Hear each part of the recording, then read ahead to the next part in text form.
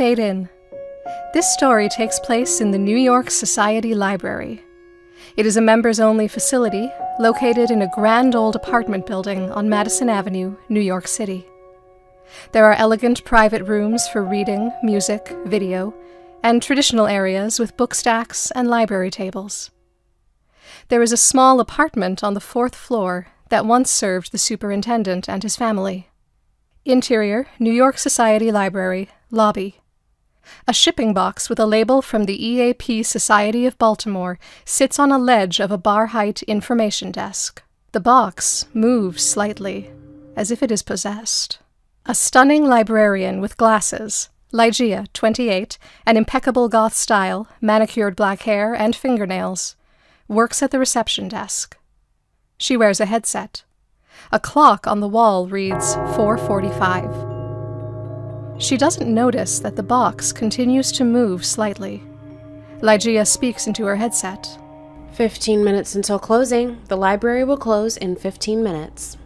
Patrons begin to exit through the lobby. Ligeia comes from behind the counter, follows them to the exit door. Ligeia is statuesque. A tight-fitting black suit with short skirt hugs her body. Black fishnets and platform boots with chains complete her goth look. Ligeia waits for the last person to leave, locks the large doors, and turns out the lobby lights. Evening light filters through the windows. Ligeia is surprised when the large box falls to the floor. She picks up the heavy box with effort, heads up the stairs. Interior, New York Society Library, 2nd floor. Ligeia reaches the top of the stairs, balances the box on the railing as she removes keys from her pocket. She heads to the door marked Rare Books, unlocks it. Interior, New York Society Library, Rare Books, continuous. Ligeia enters, turns on the light switch with her elbow. The room has traditional library shelves with books and locked glass cabinets with manuscripts on display. A reading table with chairs fills the center of the room. There is a fireplace with 2 wing chairs on one wall. Ligeia puts the box on the table, removes her glasses, and uses her keys to slice the paper tape that seals the package. Ligeia struggles to lift out a heavy wooden box packed in popcorn. It's about 16 by 20 and 8 inches deep. It has a key taped to the top. Ligeia uses the key to unlock the box. She opens the box. The lid and sides are lined with a thin metal, like a humidor used to keep cigars from drying out. Ligeia puts on white gloves from her pocket, begins to remove old magazines and load the contents onto a rolling cart. Ligeia picks up one titled The Broadway Journal, editor and proprietor, Edgar Allan Poe. She opens it. A translucent apparition, almost too faint to see, slips out of the magazine that is autographed by Poe himself. She touches it delicately, with reverence. Suddenly, the lights flicker and go off. A glow from the setting sun keeps the room from total darkness. What the? She doesn't notice a semi-transparent figure of a man standing behind her. She goes to the lights, switches them back on. The figure disappears. The lights go off. The figure reappears. Ligeia turns around and gasps. It is Edgar Allan Poe. You're not allowed in here. The semi-transparent Poe lunges at Ligeia, grabs her throat. A better! Ligeia tries to pull his hands from her neck. She starts to choke and gasps for breath. I've committed no crime. Poe shakes her, with his hands still around her neck. You held the scarf with chloroform to my face. I looked into your eyes before I lost all sense of sensation. You're crazy. Well, you paid for your evil deed. You have arisen from a most profound slumber. I'm not a dreamer. Take me to my murderer.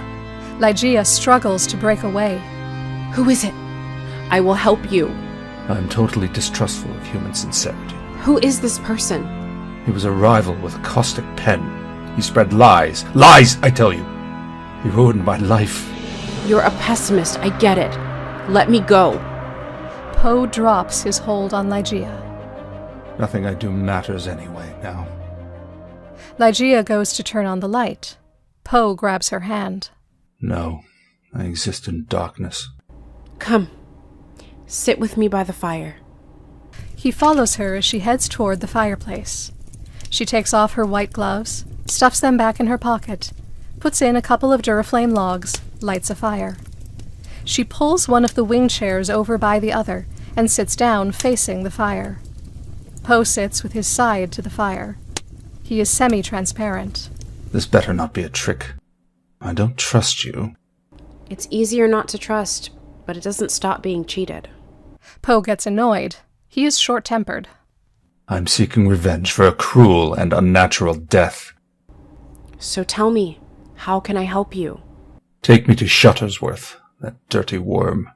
Help me throw him in a dark pit filled with rats that will gnaw at his flesh while the sound of a swinging axe blade moves closer and closer, ever so slowly until it slices his throat. That sounds like torture. Tell me what happened.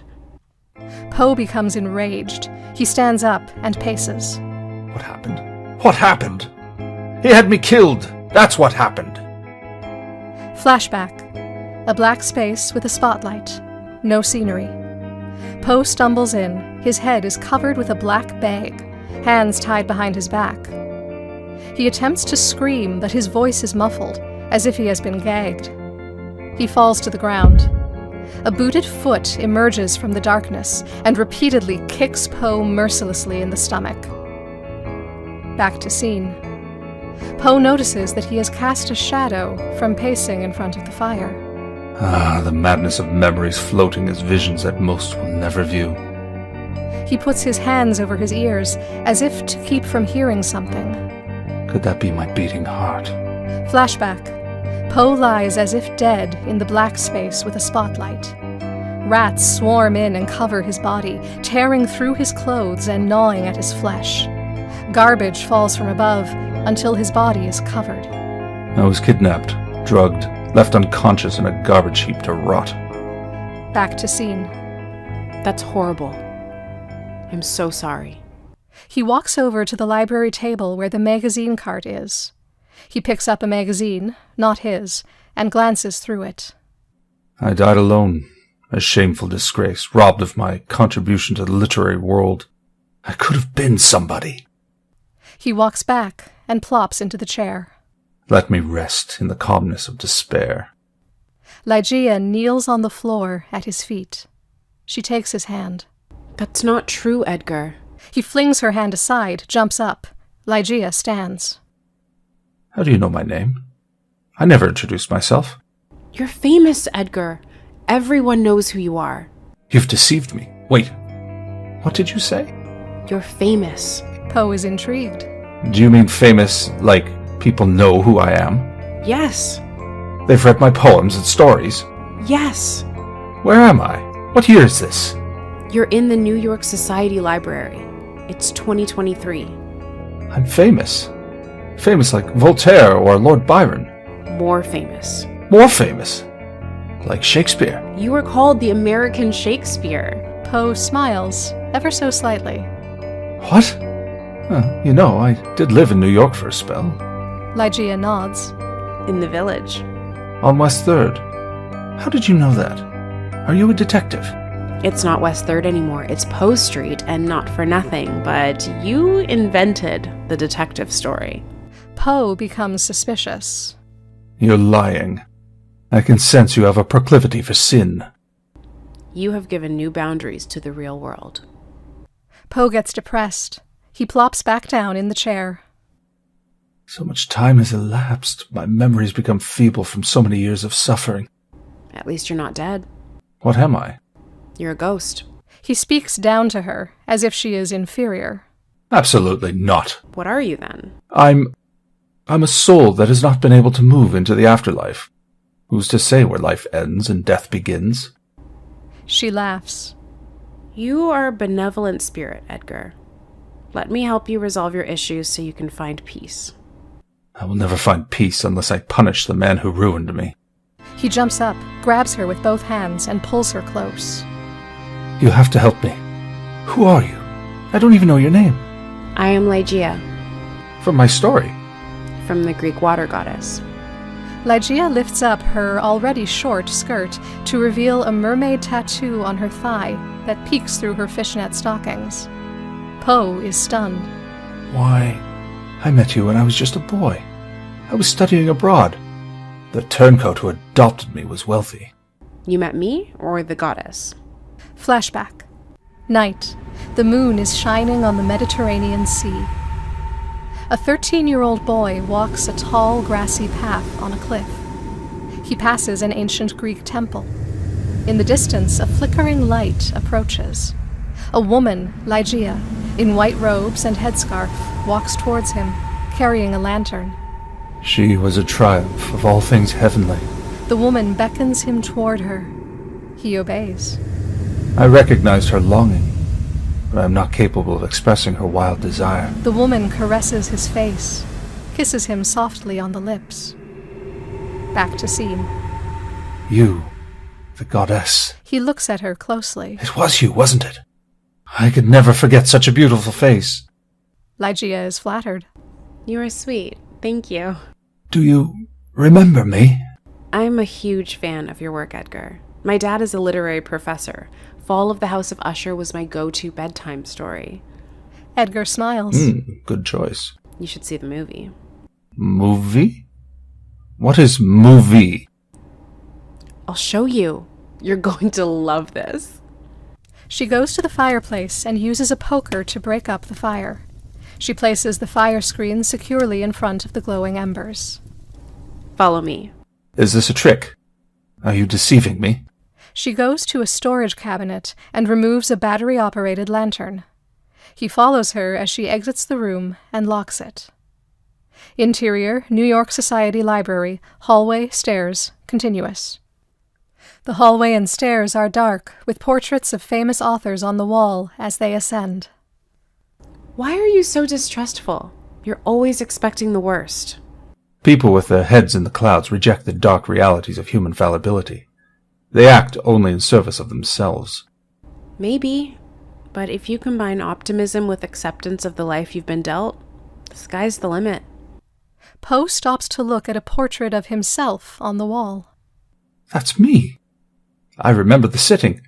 My old friend Thomas Sully painted this. Really? We weren't sure. It's not signed. Ligeia moves onward. Poe lingers on his portrait, pleased. I feel so immortal. They reach the 3rd floor. One more. I'm on the 4th floor. You're asking a lot from a 175-year-old man. They keep climbing. Ligeia lights the way with her lantern. That reminds me, I have to have the magazines delivered to Sotheby's for auction tomorrow. Wait, no. I need to return to that journal or my soul will never rest. We must kill Shuttlesworth tonight. Interior, New York Society Library, Ligeia's apartment, continuous. They enter into a cozy apartment. Poe looks around. There is a fireplace. Ligeia lights a fire. Make yourself at home. He sits down in a comfy chair. You live here? The apartment comes with the job. Take me to Shuttlesworth. I'm not helping you kill anyone. Besides, not everyone gets to become a ghost. By now, your enemy is either a skeleton or a phantom. Poe becomes angry. You have left me with feelings of complete abandonment. I was thinking, how about if we put a big statue of you out in front of the library? Poe contemplates. How big? She goes to a workstation with a PC with a large screen. Clicks it on. Poe is impressed. What's that? Ligeia types Poe, Boston, into the taskbar. You're in the digital age. Digital? An image of a life-size bronze sculpture of Edgar Allan Poe, striding, carrying a suitcase, coat blowing in the wind, and a raven, is displayed on the screen. Poe looks. He jumps out of his chair to get a closer look. Is that big enough? Why would Boston honor me in this way? You were the first American writer to ever support yourself entirely by your work. He starts laughing and applauding. You've got a deal! He spontaneously hugs her. The mood turns serious. They kiss. Let's run away to Paris. There's still a Paris, isn't there? I would enjoy spending more time with you. He pulls her close. They share a passionate kiss. Marry me. I can't marry you, we just met. but we could be lovers. Poe sits back down. Well, the old crankshaft is still working. Ligeia smiles. I noticed. But what about the magazines? Sotheby's is picking them up tomorrow. Pack up that box without my journal. As long as we have that magazine, I can stay a ghost. You don't object to the fact that I'm just a ghost of a man. Edgar, you're a rock star. It doesn't matter to me at all. What's a rock star? Is it like the moon? Because if it is, I feel more like Saturn. She sits on his lap and kisses him. Saturn it is. So, you are human after all. I do not fear darkness. I illuminate the night. Poe laughs heartily. In death, no. Even in the grave, all is not lost. Fade out.